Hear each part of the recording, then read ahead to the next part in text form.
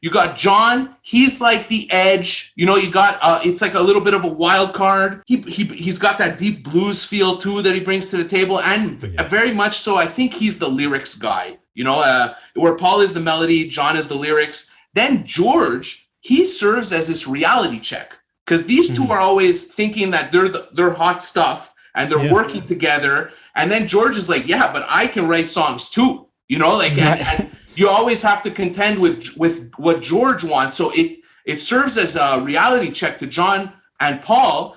And then Ringo's the man, you know, like this guy's just he's playing his drums like, you guys just keep doing what you're doing. Keep making me rich. I'm here if you guys need me. I'll be playing with a yo-yo in the corner. I'll be right here when you need me. Welcome back to a brand new episode of SoundMojo's Innersleeve. I'm Cassius Morris, Joe Pacheco on the line with me. What's up, Joe? Not much, my man. Just getting through the week. How's your week going so far? It's pretty busy, but it's all been enjoyable stuff, luckily, so not too bad. And I'm just noticing the number of today's episode, 52 weeks in a year. This is our 1 year show. Oh, I didn't really. No, joking. Yeah, of course. I realized the 52. Yeah, definitely, man. I can't believe it, man. I really can't believe it. It's been a year. It's been incredible. It's been, super creative. It's been fun, man. Like, that's all I could really say. It's been fun to put all of this together. It's been so cool. And, definitely we have some stuff up our sleeve for the 1 year anniversary for all of our listeners. So don't miss that. You guys know we're always cooking something up behind the scenes and definitely something special. And maybe a cameo from someone from a past era of the show. Is that maybe in the works, Joe? I don't know. I guess they'll have to wait and see.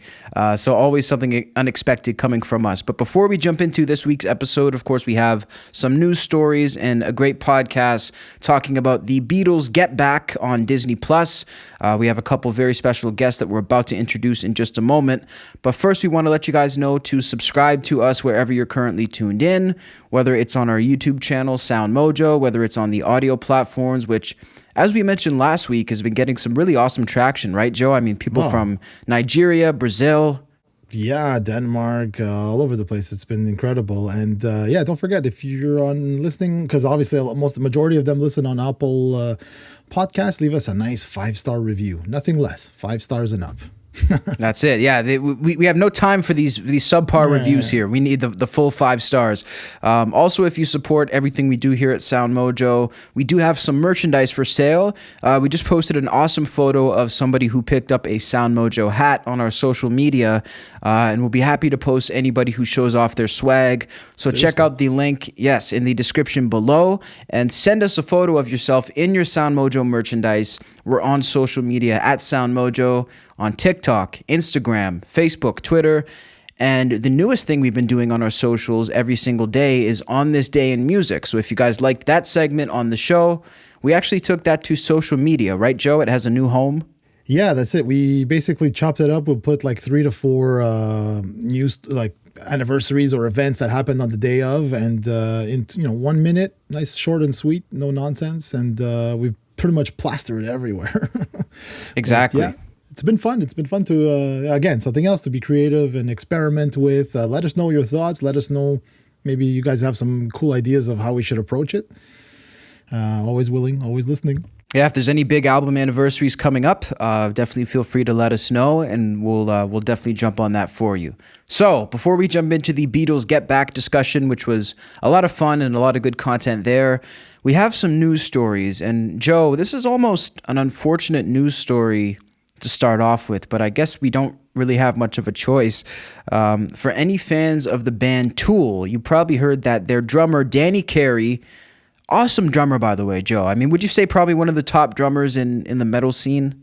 I would say so, but it's just, the guy's just a tour de force, as we say. It's like his rhythms. I mean, like somebody made a joke somewhere I read about this arrest where even when they arrest him, like, or something, they have to handcuff him in 16/9 time or some weird time signature, because his metal, but that guy is solid. He's just one beast of a drummer, and it's I was shocked when I saw what Tool in the news for what? Are they releasing new material? Because that's the only time you hear about Tool is if they're releasing something new 13 years after their last album. But this was a shocker to see that he's being arrested, and obviously it seemed a little tipsy, right? Yes, so this went down at the Kansas City airport, and Danny Carey had landed and I guess got into some sort of spat with people at the airport and security. Now, the video of the original spat was not documented, but there is a video that leaked of Danny dealing with police outside of the airport. The person filming is sort of trying to stay out of it, saying, "Don't worry about me, just worry about them." But Danny can be seen wearing a Chiefs jersey, and like Joe mentioned, sort of seemed intoxicated. I mean, I think it's kind of hard to feel like someone's tipsy or buzzed if they're in fact not, right? Like, well, he was like, I don't know. You could hear it in his voice. I mean, I could hear it right away. As soon as I heard the audio, I was like, yeah, okay, he's tipsy, the guy. You know, he probably had a good day, he basically played at I think a basketball game, a college basketball game.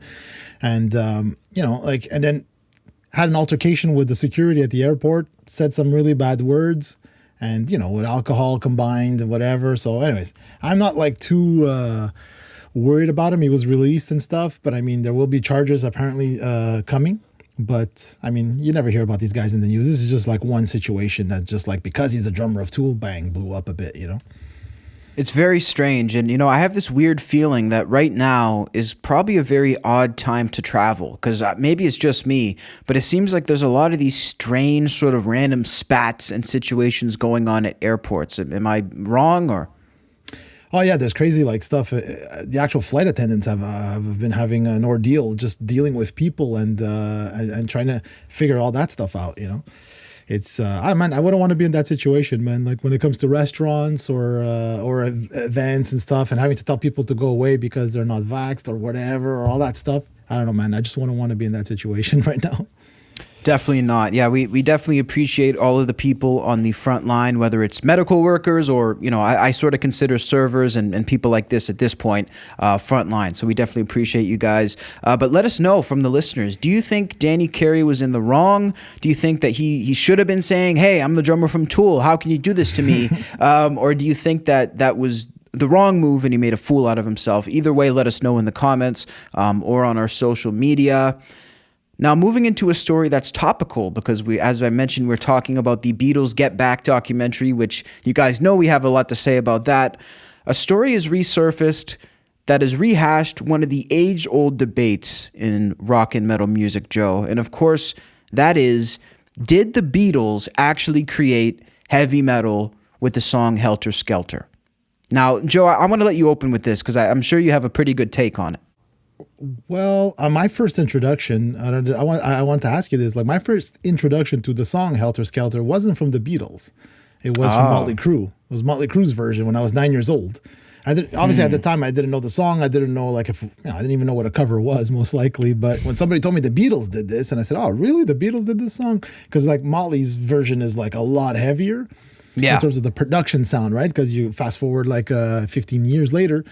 But I mean, I would agree with this. I mean, I'm sure there's been stuff done with, like some experimental stuff that was recorded. But in terms of someone like putting on a record maybe and like being who they were, right, as recognized, bringing it to the masses, they just edged out Black Sabbath by like, a few months because Black Sabbath came out in 1970, I believe. That's what I'm just trying to find. So Helter Skelter was the 22nd of November, 1968. That's it, yeah. And then and Motley Crue was here in 1983, and then I think Black Sabbath was 1970. But it looks like it was 1970 that they came out. So because I was always sort of the belief that Sabbath was the metal creator, but the question begs to be asked: would Sabbath have even come around the way they did without Helter Skelter? I mean, there's no way to know. Well, like I said, like they were doing it at the same time because just a few was 68 we said, right? 68, yeah. Okay, so maybe a year and a half or so later. So maybe we never know. But Sabbath was formed in 68, so I mean they're cutting it really close in terms of like when they wrote the track. But I think like this may be the first, if you want to argue it, like it could be the first, heavy metal song recorded. But I think it wasn't even a genre at the time. I think Black Sabbath defined the genre of heavy metal moving forward, right? Because this is like one song in a catalog of like some really nice songs, some psychedelic songs, right? Like the Beatles did a lot of stuff, whereas Black Sabbath just basically, this is what we did, and I think they defined heavy metal. I totally agree. It's kind of like the Beatles. They stumbled on something that was really important with this, but it's not like they really wanted to take it all the way. And it's funny you mentioned the Motley Crue version, because that was probably the version I've listened to the most. And maybe it's sacrilege, maybe my favorite version of the song because it's so well done. I would have to agree. I think I preferred the Motley Crue version, but I think it's most likely just like, because like you said, like I said, it was the first one I ever heard, so that's the version I liked. But even the recording, I think I just prefer it as to the Beatles one. But I mean, the first version I heard of it was actually from the Across the Universe movie. That was, I don't know if you ever saw that. I don't think I saw it, but I know of it, and I remember wanting to see it when it came out. I guess it just slipped through and then get to see it. It was actually a super interesting movie. I think it got pretty much panned critically. Like, I don't think critics were a huge fan of it, but I saw it when I was a little kid. So that was the first time I ever heard like Strawberry Fields, this song. Correct me if I'm wrong, but I think that was also the first time we got to hear like some remixes of the songs. So you got to hear like Ringo sound really nice and beefy and in the mix. I remember having that impression when I heard the soundtrack of it, thinking, "Wow, I never heard the Beatles sound like this." It's kind of like we got a new mix of it. So you got to hear like a lot more definition in the stuff. No doubt. It was very cool, and always cool to have some sort of Beatles movie, Beatles TV show, which leads us quite naturally into the main part of this episode. So, as you guys saw off the title and off the beginning, The Beatles Get Back. It is the magnum opus in terms of film for the Beatles that has been long awaited. This was put together by the director of Lord of the Rings and, of course, The Hobbit.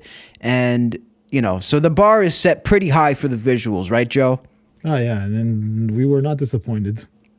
We were not. We don't want to spoil it, but I do want to give a quick special thanks to both of our guests, Dre the Music Man and Rob Flis, both from the Watch Mojo family, for joining us. If you want to check out Rob, all of his work is at MojoPlays. He also has his band, The Chair Warriors, which has been featured right here on SoundMojo's Innersleeve, so go back and check out that episode if you haven't seen it. And for Dre the Music Man, he's back almost every single month with videos right here on SoundMojo. Yep. His last video, What Were They Thinking, about the Guns N' Roses Metallica tour and riots. Really interesting, by the way. That was one of my favorite Dre videos so far. Yeah, and the one previous to that was McCartney Get Back, right? Not Get Back. The 1, 2, 3, 2, 1. Yeah, so more Beatles. So, like, I think we're saturated in Beatles news and Beatles releases, Did you ever picture a day that a group from this era would still be so relevant? Because it's not just like they're loved in a nostalgic sense. There's still new stuff coming out as if it's relevant today. Yeah, good point. Well, that's the beauty of like documenting everything you do. Like, we're so used to this now, but this is unheard of back then, unless you had that kind of a budget. Because think about it, right? They sat in there for like a month, just rehearsing with crews, getting the crew set up, and still deciding what are we going to do, where are we going to do a show, are we going to do a show, and all that stuff. So I just can't wait to see like all the Frank Zappa is known for having mount like a huge vault and you could see like his discography. There's always something coming out that we've never heard. He toured everywhere recording. He had like a recording studio on the road with him all the time, so he recorded everything. So I can't wait to see guys like the bands like Zeppelin and Pink Floyd and whatever else is to come. Hopefully there's some really eye-opening stuff that we're gonna get to see. I know we're going to talk about the Zeppelin one because we've been sort of teasing that, pre-promoting that, but we won't keep you guys any longer. Thanks for tuning in, and hopefully you enjoy our takes on the Beatles Get Back. Oh, you recording our conversation?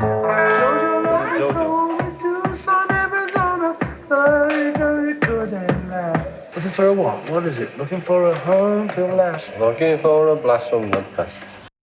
We're back with some awesome guests right here on Innersleeve for a special review episode. Today we're going to be tackling the brand new Beatles doc called Get Back, available exclusively on Disney+. We have Robert Flis and Dre the Music Man joining us. Guys, what's up? Hey, how's it Doing going? good, Cassius, man. Doing very well. 100%. Us too. And obviously, most of the people who are frequent viewers will know Rob has been on our podcast before, as well as the channel manager for the MojoPlays YouTube channel. And of course, Dre the Music Man, SoundMojo's very own. So it's good to have you guys on.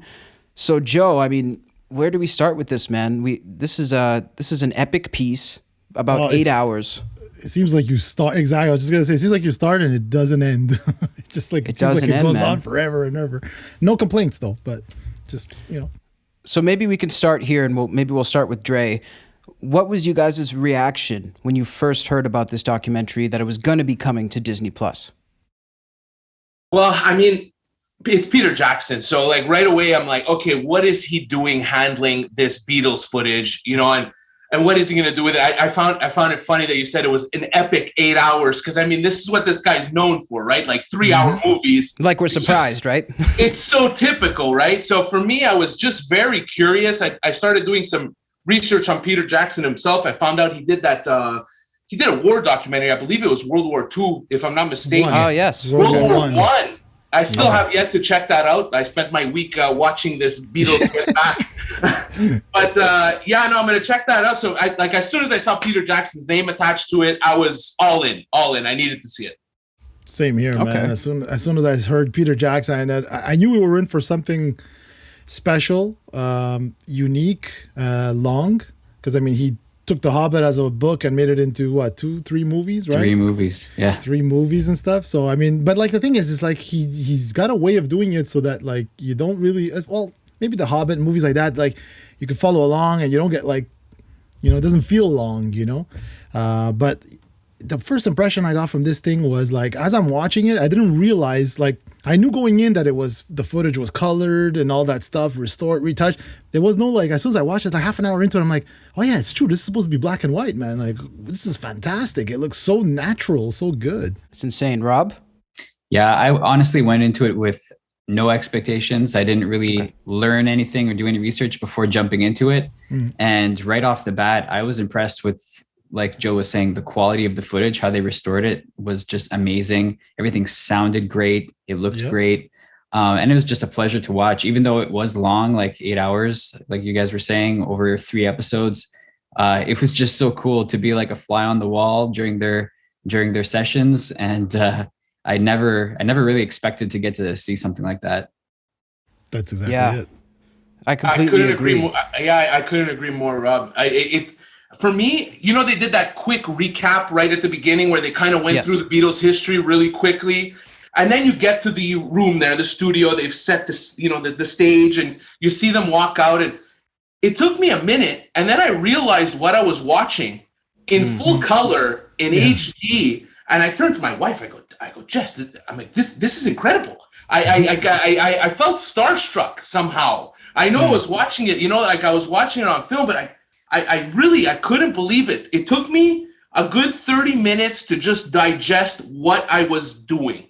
Fly on the wall, right? It feels like you're like it's illegal, almost like you're spying on them. You know what I mean? You're invading someone's privacy. Yeah, that's the best way to put it. Yeah. No, I mean, you put it very well, because that's one of the things that really struck me when I first started watching this was that, first of all, like you mentioned, the backstory sort of the Beatles. I wasn't expecting that. I figured they'd try to keep us in the present time for Let It Be. The other thing I noticed, running with the fly on the wall theme, is that there was a lot of use of silence, especially in the first part. You guys notice that? Yes. Yeah, I thought that was so realistic, because I guess like if you were sitting in the studio with any band for days and days, it's not like there's going to be constant chatter, constant talking, or even entertainment all the time. Like there's going to be quieter moments. What did you guys think about the parts that were overdubbed, that they didn't have the video from the audio, but they were playing the audio and showing different pictures? Did you guys like that? I think it was pretty well done. I mean, it didn't seem jarring to me. The visual shots that they chose made sense in the context of what was being spoken. So I think they did a really good job with that as well. Overall, I think it was just solid all the way around. Joe? Yeah. So I was just gonna weigh in. Yeah, no problem. It felt like really nice context. You know, I could only imagine. I was thinking about going through the audio. I think they said it was 130 hours of audio or something along those lines at the beginning of the documentary. They mentioned it. Can you imagine how tedious that was? To just to pick out the pieces of audio, match them to some pictures or some silent video and make it work. That's really surprised me how well it came across. Yeah, it's I don't know, man. It's daunting. I've been in editing. I've been neck deep in editing, and it's like I don't know how you could go. It's like you don't know how. I wouldn't even know how to start like something like that. Even Peter Jackson himself said like their first edit was, they had 60 hours of footage. They had I took it down. Yeah, 150 hours of audio. Okay, and the first cut they did, like this was enormous. So, and this started 4 years. It took 4 years from inception to what we're seeing, right? And the first cut was 18 hours long. That was just like the first edit, right? So that was like, okay, let's bring it to a point where we can manage it somehow. And then they still trimmed it to a point of 8 hours. And it's interesting what he said. Peter Jackson was like, he felt like if he started to cut any more, he was doing a disservice to music history. So it's like that's an interesting point. I gotta say though, from my perspective, I think it's too long. That's honestly just from a candid review standpoint. I mean, I felt like it was cool, but I almost could have done without some of those additional shots because it's like I felt like we're cramming to put in more content, but we already have a 7.5 hour film. I think like the Lord of the Rings kind of thing, the films themselves are really long, right? But I remember like I bought those box sets back in the day and I watched a movie that was 2.5 hours long. Then I watched the 7-hour documentaries about making of, behind the scenes, all that stuff. So maybe to your point is like they could have made maybe a 3-hour, let's say if they want to really cram stuff and then make the extra footage on all the extra DVDs you could have bought. And someone could really like sit there, like you said, a fly on the wall, like, and to like touch on the fly on the wall, like this is like a dream for someone like musicians or anybody that's a huge Beatles fan to just sit there and watch how they create or how they interact with each other. And it's also interesting. I thought about it the whole time, like, man, people who aren't used to what a studio session or even just a band's rehearsal looks like or feels like. I'm impressed that they would stay that long and watch the whole thing because it's like, oh my God, how many times do I have to hear a guy hit a snare, or a guy hit something, or do something. So this kind of gives people, like you said, a fly on the wall look of what it's really like in a rehearsal, what it's like to write stuff, what it's like to deal with 4 different people, opinions, humans basically. That I loved. I loved the whole aspect of it. I love the fact that it shows people, and we get this crazy like look that we would never have thought in the past that we would get this chance to see this. So for me, I agree that it's too long, but at the same time, being the music geek nerd, like it's long enough for me. It's good. I like it. Yeah, I'm not sure I'd say that it was too long, but I think maybe if it was, they could have maybe considered staggering across multiple, like more episodes instead of just a three-parter. Like if it was 6 or 7 episodes, I think it would have been maybe a little bit more digestible. You could watch it in smaller increments, but yeah, I mean, like we were saying before, they left in a lot of the moments of silence and parts like that. So it really did feel drawn out at times, but to me, that was part of the experience. Because like Joe was saying, and having been in a band and done a lot of rehearsals and songwriting, like there are boring moments. I mean, that's the reality of it. There's a lot of times where nothing's happening. So it was cool that they actually represented that realistically. Yeah. And it's funny to see like the biggest band in the world, is not always living it up on a yacht and partying. These guys worked, and they worked every day. Yeah. And like even before they became the Beatles, when they were playing in Germany in nightclubs, they were playing 8-hour sets every night, 6-7 days a week. So these guys were, and like this is one thing I took away as well was like, I guess I took the fact like John Lennon in terms, I always pictured him as the songwriter, the singer, the charismatic person. I didn't take him as a guitar player. But man, he's a good guitar player. That's pretty much all he's doing the whole thing. Yeah, and like a lot of those licks I thought were George Harrison licks, and I see him doing it live on the roof at the end. It's him, and I'm like, holy cow, this guy, man. Solid player, like really, really solid player. And you know what, Joe? I think you're right that this was a lot of people's first look at how a song was written. And like I'm an amateur musician myself, but I have been present while a lot of real musicians have been writing songs. And it's just like that. I was like, wow, the Beatles are just like everybody else. They gotta figure it out. I mean, you see Paul McCartney's just strumming on his bass, and then, you know, a few minutes go by, and all of a sudden you hear that Get Back melody is just seeping through all the noise, and you're like, there it is. There it is. He's doing it. You know what I mean? And that's how it is. That's how, at least in my experience, when I've seen it done, that's how it comes across. You kind of just got to screw around until something happens. Yeah, that's a great point, man. I mean, I think it really illustrated the fact that the people who make it look the easiest are the people who put the most work in. And, you know, like you mentioned the Get Back single, I mean, that was basically being worked on through the entire thing. And I mean, people think that they just sit down and come up with this stuff, which sometimes they did. Like McCartney says, Yesterday came in a dream, Let It Be came in a dream. That's right. But at the same time, it's like, this doesn't just happen overnight. So maybe it's a good testament as to the work ethic of these guys. Yeah, some songs write themselves. Like literally, they just write themselves. And then this, and some like this. And look, it's not to say that one is better than the other, because Get Back is massive, and I love that song, right? It's an awesome song. So everything has its processes, you know, and that's what I love. I love, like you were saying, Dre, like I loved hearing, like when you start to see them get that little spark of Get Back, I was like, wow, that's how they did it, man, you know? And it's like, and then he's telling John, like, all right, get the accent, get back, down, you know, like that's what adds all that, you know? I don't know. It's great. George and Ringo sitting there yawning. Yeah, exactly. I was like, really? I can't believe you guys are yawning. Speaking of George, man, like, I don't know, like, I was just watching. All of a sudden, I quit the band. It's like, what? What happened? That's it. I was like, you know, you're just expecting, like, all right, I'll see you guys. Okay, see you. Well, no, I'm leaving the band. I'm like, I was expecting fist fights, bottles being thrown, yelling matches. That's usually what happens. I mean, Rob, correct me if I'm wrong. Usually when either you get kicked out or you're in a band, and it's like it's not nice how it ends, you know. So it was so weird to see that, you know. And then it was interesting to see how serious they were and somber and, like, you know, all right, like respectful in the sense that, oh, he'll be back on Wednesday, you know, or whatever. He'll be back in town on Wednesday, and it's like today would be texting, calling, you know, we're at the guy's house. Totally. I thought that was interesting. It was like almost anticlimactic, the fact that, like, he just like, okay, I'm leaving, out. Okay. Yeah. It was a very English departure. Yes, it was. Yeah. What were you going to add? I was just going to say there seemed to be a little undertone of tension throughout the entire thing. Like there's a bunch of moments where they spoke about this being their last album, or you know, maybe we should just break up. And, you know, obviously with George leaving, that was a point of discussion. But it felt like maybe it was something that everybody felt was, you know, a possibility. So it wasn't like a super dramatic moment, because it was kind of like expected to some degree.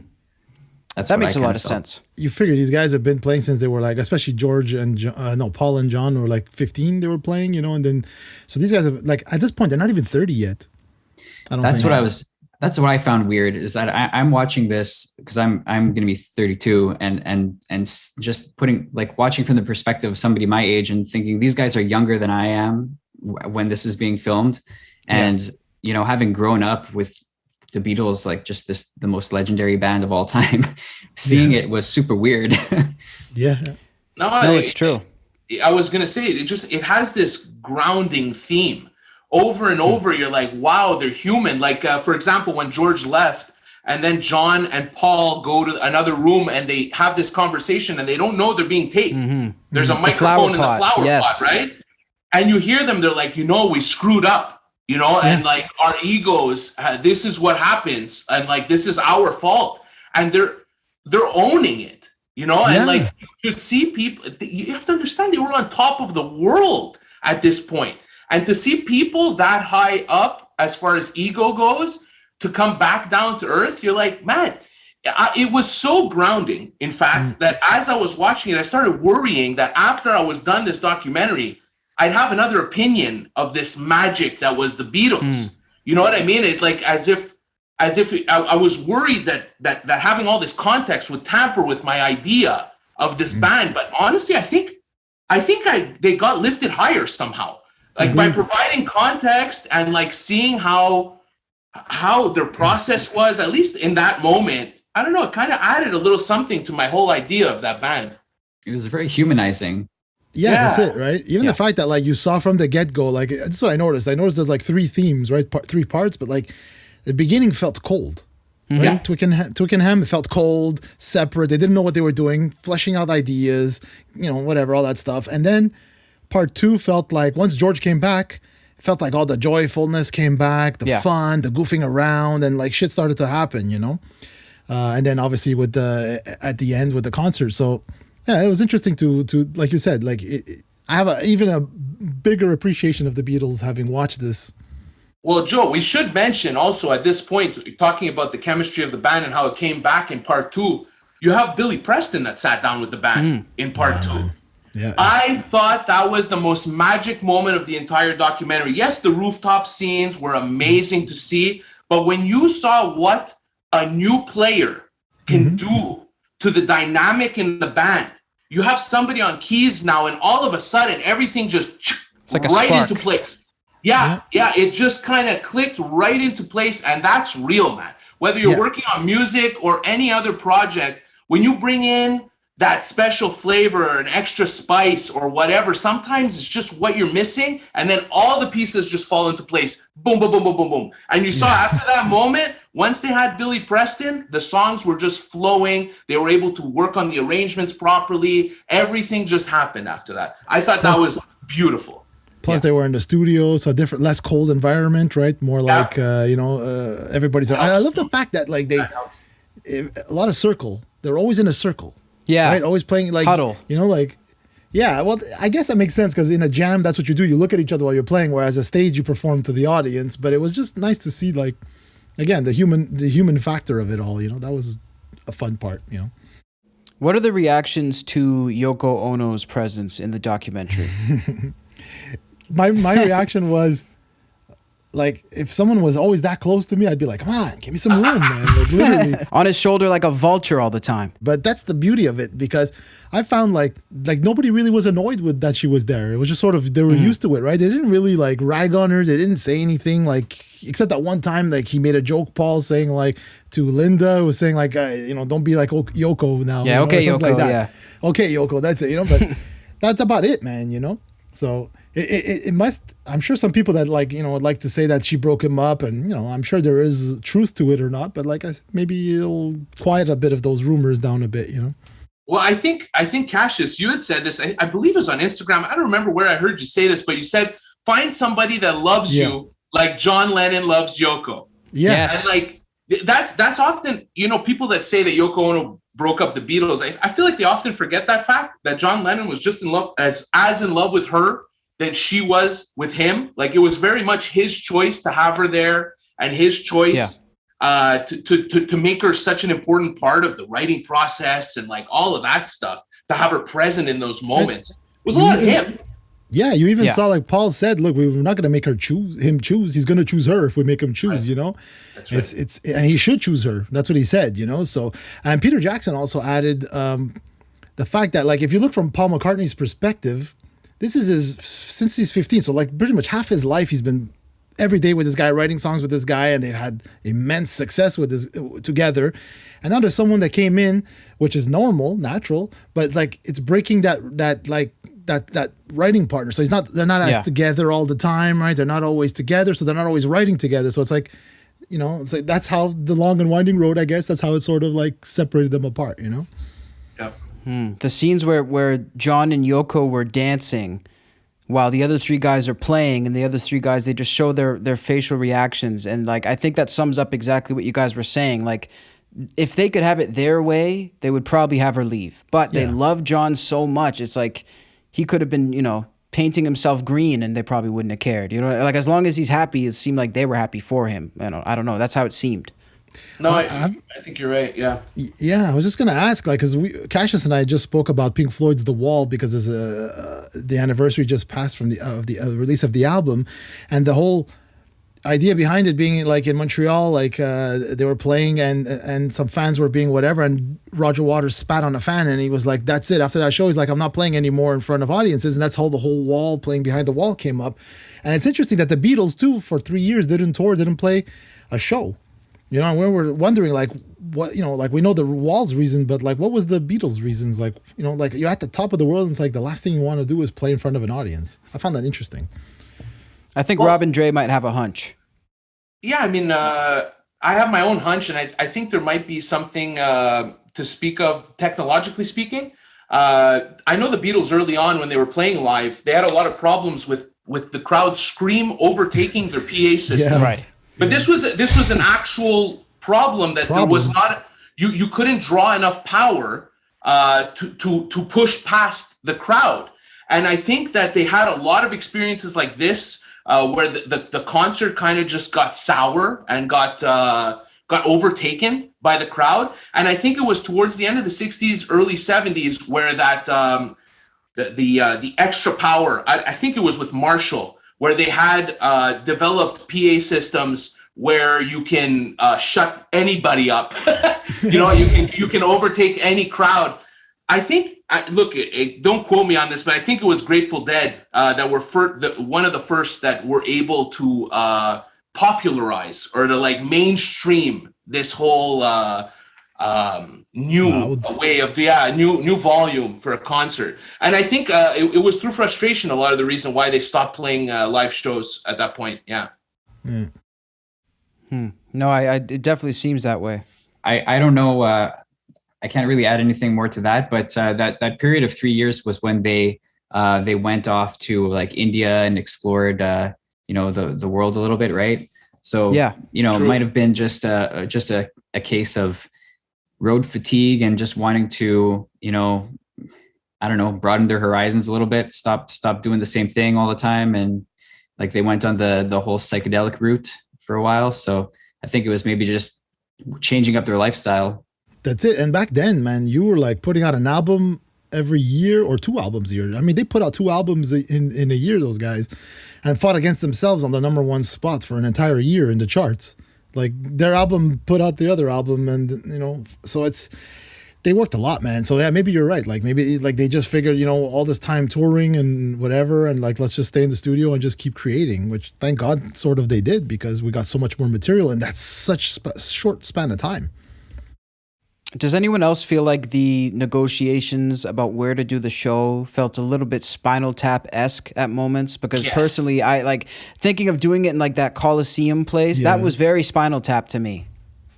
Yeah, I thought right away of Pink Floyd that did Pompeii, live at Pompeii, with no audience, and I was thinking, whoa, okay, they would have done it first, like that kind of a show, I'm glad they didn't do that personally. I was picturing them doing that, and I guess whatever they did probably would have still gone down in history the same way, but I'm very glad it ended up being on the rooftop, because that is, I mean, how many bands have emulated that since? I think U2, so many, right? Yeah. Mm-hmm. I just always found that weird. Like even still now watching it, I found it weird. Like, okay, you're playing on the rooftop, no one can really see you, so it's kind of a bit weird. But like whatever, it's a statement. They were the first, I think, to do it and stuff.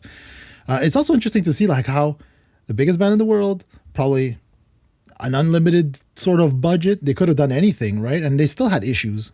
They still had to figure out, canceled the first weekend, the first time they were supposed to do it, delayed it a bit. So it's, again, everybody goes through the same stuff. We put people on the pedestal, but like, hey man, they have the same issues as everyone else.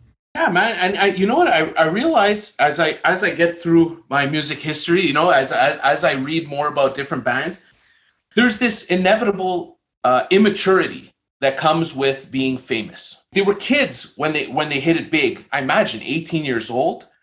They never really had to grow up, right? And you can tell that there was no real. Their manager passed away. Epstein passed away in '66, I believe, and I feel like he was maybe the daddy figure in the whole scenario there. But they didn't really have a parental figure to kind of tell them what they should or shouldn't do or how they should be doing it. And I feel like, and you see it throughout this. Like, don't you find that how Yoko and John are acting is very much how a first high school girlfriend and boyfriend would act? That's a great point. To me, that's a lot what it felt like. And just seeing them make these decisions and how sometimes their head was up in the clouds and they just needed a reality check sometimes.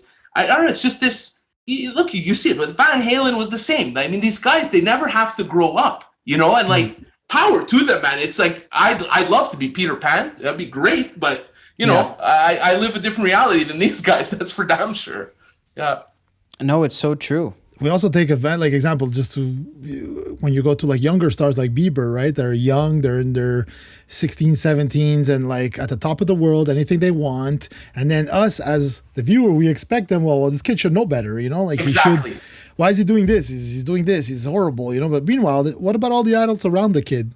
And even if there were people telling him, hey, bro, don't do that or whatever, like you're fired, you know, like there's so many like different variables, you know. No doubt. I think moving into part 2, for me at least, one of the most poignant moments was Paul McCartney when he was crying, and then there was 2. I mean, did that hit you guys as much as it hit me? Because I was like, wow, this is deep stuff. Totally, man. You know, he's doing the British thing where he doesn't want to like talk about his feelings. He comes into the session and he's happy, almost aloof, you know, like he's just kind of, you know, doing his thing. He takes his jacket off and you see he's kind of like, you know, trying to be upbeat and just happy, you know, positive about the whole scenario. And then they sit down and they get to talking about George leaving, and he just, you can tell that the somberness, the sadness just kind of creeps up on him. And I feel like he even got teary-eyed. I couldn't tell, man. These guys must have been on some heavy drugs too. The dilated pupils. There was something behind the scenes there for sure. But well, they had their orange drinks. I don't know what they were drinking. Yeah, there's that too. But a definite emotional moment at that point. Yeah, no, it hit me hard. Yeah. Do you think it was apparent that they were sort of, because it seemed like by the end of it, they seemed to be drinking quite a bit heavier. Like it seemed like they might have ramped it up. I started seeing more beer in wine glasses. I don't know. Well, you're there for a month every day, right? It's like, yeah, for sure. And they were sick of each other, it seemed like. It seemed so much like they were trying. It seemed like a strange conundrum because, you know, their whole career, they were just making great albums and they would try to do it. But they were at a point with Let It Be where they were so locked into what they'd done. They were so legendary that they didn't just have to make a great album. They had to make a great Beatles album. And it's almost like the meaning of that sort of changed, you know? It's hard, man. It's hard to fight against yourself like that kind of success, right? Like, it's very, very bizarre. So what did you guys think of when George came back? How did you find the vibe in the Apple studio? I think it was a great moment, honestly. But the thing that struck me most about George was the, I guess, humility that he had, like the modesty. Like before, I think this was before he left, but he was talking about Eric Clapton as a guitarist and how amazing he is, and he can just solo and improvise and then you know, go on these runs and then resolve it. And he's like, I'm not good at doing that. And that was kind of like during the exchange that he had with Paul. And I was like, this is amazing. I really wouldn't have known that he had, you know, insecurities like this otherwise. And then to see him struggle and then leave and then come back after was actually very heartwarming, because I knew that deep down, this is a guy who's, you know, he's just a person like anyone else. He's struggling, especially with, you know, 2 superstars like Paul and John. It must be hard to be the third wheel in that group of writers. So yeah, like a middle child. Yeah. Yeah. Plus, Paul was like, you know, the whole deadline, the pressure, and you saw him at a certain point get into like, all right, we're gonna do this. You play this, you do this, you do this, and that's when the sort of like George started to have a hard time trying to do what he wanted to do, but. Yeah, you see you know, I don't know, it's just magic to see how these guys, you know, like did their thing, you know. And you're right, Joe. I feel in part 2, you really get a sense of everybody's role in the band. You know, you got Paul. He seems to be the melody man, and also probably has the strongest work ethic out of the 4 of them. He wants to be there on time. You see, comes in on time. He wants to put the work in. He wants to make the songs good. You got John. He's like the edge. You know, you got it's like a little bit of a wild card. He's got that deep blues feel too that he brings to the table, and very much so. I think he's the lyrics guy. You know, where Paul is the melody, John is the lyrics. Then George, he serves as this reality check, because these 2 are always thinking that they're hot stuff. And they're working together. And then George is like, yeah, but I can write songs too. You know, like, and you always have to contend with what George wants. So it serves as a reality check to John and Paul. And then Ringo's the man, you know, like this guy's just he's playing his drums. Like, you guys just keep doing what you're doing. Keep making me rich. I'm here if you guys need me. I'll be playing with a yo-yo in the corner. I'll be right here when you need me, you know, but also at the same time, the guy, you know, he's a smart dude. You can tell that he's wise and he's not egotistic and he's fine just sitting in the back. And I love it. Every time you notice how he like stands up straight, you know, and he puts his shoulders up. He sits really high too. Yeah, he sits high, I find. Yeah. Bird's eye view. Yeah. So in that part 2, I find it really just cleared up exactly where everybody stood in that whole chemistry. Yeah. What was the final takeaway for the rooftop concert once it finally started to happen? I mean, because that's footage that I think Beatles fans have been waiting for a long time. I thought I was impressed with how good they sounded, how good it sounded, considering like you're outside, the mics looked like they were far from the amps. And and their performance it was cold, man, windy, you know, so it's like, and you know, the groove, like we're saying, Ringo's groove was there, man, you know, and Get Back and stuff. So Ringo was a better drummer than I gave him credit for, I have to say. Same, Rob. Same conclusion. By the end of it, I'm like, yeah, he's a really good drummer. His fills are very creative. I'm a drummer myself too, so I was like, I was looking, you know what I mean? Yeah. Yeah.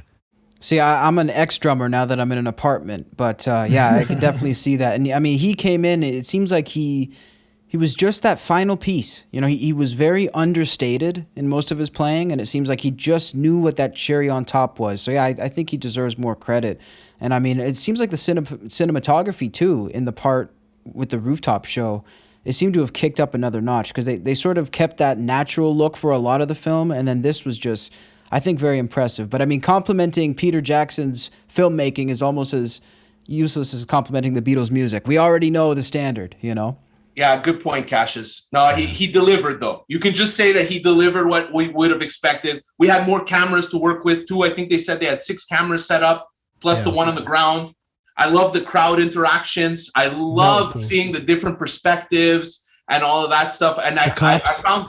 Yeah, the cops. Oh my God, those scenes were amazing. Just seeing the guy fuming. Yeah.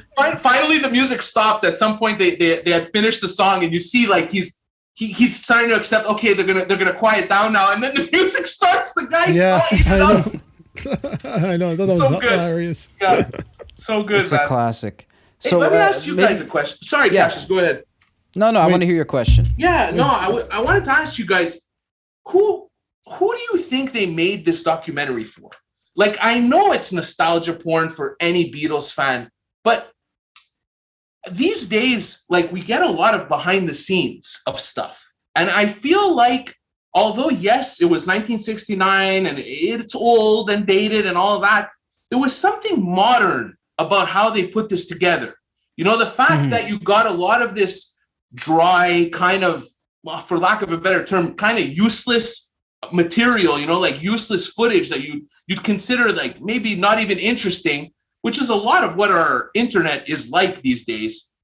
I don't know, it felt like a kind of like a reality TV show to a certain extent. So although, yes, nostalgic, still kind of modern. And I'm interested how kids, maybe just, you know, young people would digest this kind of thing for seeing it for the first time. I really wonder that. You guys have any insight as to that? Nope, I'm not young. No, but you got kids. You got kids, Joe. Did any of your trying. Did your trying. kids? They were watching it a bit with me. What did they think? Yeah, well, you know, attention span eventually, you know, when you're seeing the same thing for a while, you know, whatever. But I know, it's basically planting seeds, like telling them, hey, these guys, you have to watch. Everything you're listening to today sort of came from them, you know, and then, you know, them from the blues and all that stuff, you know. So, like, I love going backwards. So I want to make them go sort of backwards and see where we're here today, how it came from, where it came from. Yeah, I think that it was basically made for people like us who are kind of music nerds and love this type of stuff, but it's definitely going to be an entry point for a lot of younger people to get to know the Beatles. That's for sure. Well, Rob, to add to your point too, like the style too, just how cool these guys looked, you know what I mean? And how they carried themselves, and like the hair, and I wanted to get a fur jacket like John Lennon. I'll be honest, like, I'm like, fuck, that looks cool. You know what I mean? So I don't know. I can't help but feel like a lot of parents like Joe that were watching the documentary, and kids that inevitably got at least a piece of it, maybe it planted that seed, like you said, Joe. And that's exciting for me. That's very cool. You know, I tend to agree with Rob, and I definitely see what you guys are all saying. I think this is definitely geared more towards the huge Beatle fan, the huge music fan who wants to know every little detail. It's not necessarily geared directly towards people who should discover the Beatles, but like you're saying, Dre and Joe, like looking in the background, kids hearing it, seeing it, even subconsciously soaking it in, I think it'll help. The fact that it's on Disney will probably make more young people watch and consume this. So yeah, I think it's definitely aimed for those bigger fans, but I think that there's also a crossover to be had as well. I mean, my grandparents subscribed to Disney Plus just to get this, and they never listen to music, so... Yeah, for me too. Like as a recording geek, not just a music geek and a fan. As a recording geek, I loved seeing like it's funny because I remember working with my friend Mario in studio, and he'd be like, you throw a loose leaf on his snare drum to soften it up, and I'll be like, that's so interesting, that's smart, you know. And you see that Ringo had a towel always over his snare, and like even like I noticed at one point I caught a spot where they put newspaper on the piano to dull it up on the strings I didn't of the see piano. that. And I was like, wow, that's so cool, man. I would have never thought of that. You know, they tried things and they experimented and like, you know, so for me, that's sort of like what I wanted to, even seeing Glyn Johns, the producer, with that white, like you were saying, the fur coats and stuff. I'm like, it was cool to see him. I mean, this guy's produced some legendary stuff, obviously get that album as well, you know? So that was 100%. Fun for me. So what do we rate this documentary series out of 10 stars? Maybe we'll start with Dre. God, like a solid. Are we doing halves? I'd give it a solid. I'd give it a solid 8.5. I'd give it a solid 8.5. And like, yeah. I'll leave it at that. It was so well put together. It's an important piece of history. I feel like we will be referring to it and looking back to it for decades to come. So what would make it a 10 for you? I felt like maybe I could have, like, I would agree with you guys that it felt a little long to me. It ran a little long. So maybe if the editing was a little more concise and they kind of stayed more to the point. But I mean, it was the whole point of the documentary was the vision of Peter Jackson. So whatever he had in mind, I'm sure he executed it to the T. But for me, an 8.5. I was thinking exactly the same thing, around 8.5. Yeah, just because of just pure fanboy and stuff, and like the experience, getting to be a fly on the wall, getting to see how Get Back was written. You know, like I know, like we've covered on SoundMojo. You've covered actually McCartney 3-2-1. That was for me even more interesting because now you're listening to the actual tracks and you're hearing playback of songs. You know, like Sgt. Pepper's and all that stuff. So that was cool as well. But they got 8.5 definitely for me. Rob? I don't give half points, so I'm going to give it an 8 on 10. Okay. Solid 8 on 10. I really enjoyed it. I think just the historical significance of it had the biggest impact on me personally. And I'm not even that big of a Beatles fan. I'm sorry to say. I'm a very casual Beatles fan, but I really enjoyed watching it, and I thought it was very well done. No, I totally agree. It's funny. It's like we sat down at a restaurant and said, I'll have what he's having. I'm going to give it an 8 also. You know, Joe, you asked, you know, like what could have pushed it to 10 for Dre? For me personally, I take off 2 points because it's too long for my personal liking. But that being said, you know, with the historical aspect of this, with how important this is, I know that there's people who love this stuff that they would have watched probably all 100 hours of this and still would have wished that there was more. So I think it definitely, like you're saying, Dre, it serves its purpose. I think it executed the vision very well. And I'm glad this happened. I could only hope that we have more of this coming from other bands. Maybe to end it off, maybe we could get from you guys, what band would you like to see next have something like this? Led Zeppelin. Led Zeppelin. That was coming out. I was about to say Led Zeppelin while you were talking, but then I said, well, what about Pink Floyd? I don't know. It's a hard call. Queen. Wow. Hey, throw Sabbath into the mix too, man. Yeah. I'd love to see a Sabbath. These guys early on Sabbath, like say, you know, when they recorded first album out there in the farms and all that kind of stuff would be sick. But do they have the footage? I don't know. That's it. It was anyway. I don't want to stretch it, but it was cool. Even at one point, you see them packing away the tapes. And it was the audio recording from part 2. And as they're packing it away, I'm like, wow, that's what we're listening to right now. Like they're putting it away and they're storing it. I know, 50 years later. 50 years later, those tapes are exactly what we're listening to in this documentary. So like, I know Queen has a lot of archive. I know, you know what? I'd probably put my vote to Stevie Wonder. If I was able to see Stevie Wonder, those New York sessions in the 70s, so Intervisions, Talking Book, Songs in the Key of Life, you know, when he turned 18 and he went to New York, I would love to see those studio sessions. Yeah, that's my vote. I love it. I mean, Kiss, Sabbath, the list could go on. And I'm like you, Dre. I'm trying not to go on and on because I know that I could talk about this all night. We probably all could. All night. Yeah, no doubt. Speaking to I was just gonna say, speaking to what Rob, I remember like when you mentioned Zeppelin, I'm thinking, but wait, I think there is something coming out, and there is something. It's a biopic. It's called Exploration of Rock Gods, basically. Oh yes, and there was a screening for that, right? Yeah, in September. That's the one we covered. Okay. Yeah, it's becoming. What's freaky though is like, yes, I remember this now. It's trying to dawn on me. It's called Becoming Led Zeppelin. Fully authorized history of 1970s rock god, early days, directed and co-written by Bernard McMahon. The only caveat for me is it ends at the first album. It's how they became Led Zeppelin. So obviously it's appropriately titled Becoming Led Zeppelin. Yeah, it's very cool. But I want to see Led Zeppelin 2. Yeah. I want to see that album. Hey, 3. I'll even watch 3. You know, any whatever. album. I don't think there's a bad Zeppelin album. 4 just had its anniversary this year. What was it? Houses of the Holy. Oh my God. Yeah. We can go on. Like you said, we could go on all night, man. And we probably will.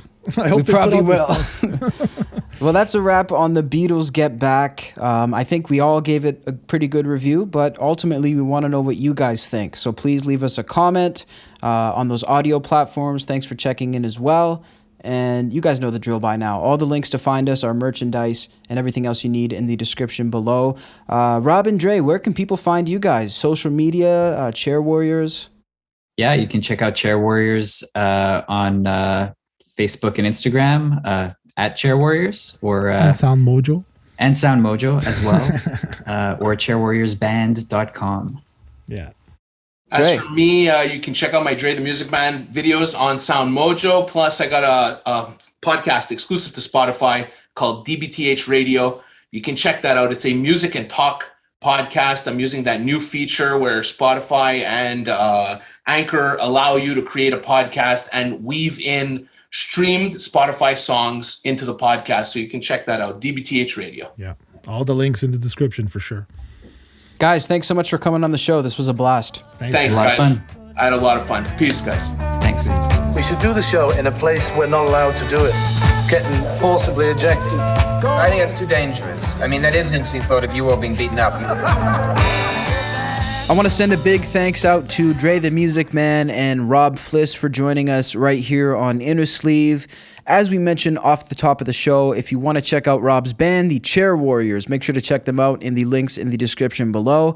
He's also been featured on an interview right here on SoundMojo to chat about his group and a little bit about his work over at MojoPlays. So shout out to everybody else there at the Mojo family. And of course, Dre the Music Man has his exclusive videos on SoundMojo. He also has DBTH Radio. So don't forget to check out Dre the Music Man everywhere. And this was a really fun episode, Joe. You know, it feels like this is a good direction for us talking about more of these documentaries and sort of theatrical releases in the world of music.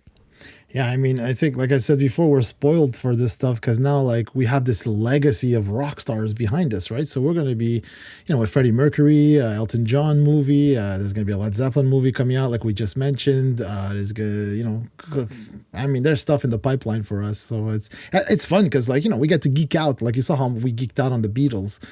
And even Rob said it wasn't even his favorite band, and he still geeked out, you know, like, so I can imagine when it's like, you know, stuff like Tool. Oh man, I would love to see stuff like that, you know, or yeah, man, like Elvis is gonna for sure come out with stuff. Oh yeah, you know, like Dolly, like there's so many. Yeah, we're gonna be inundated with stuff.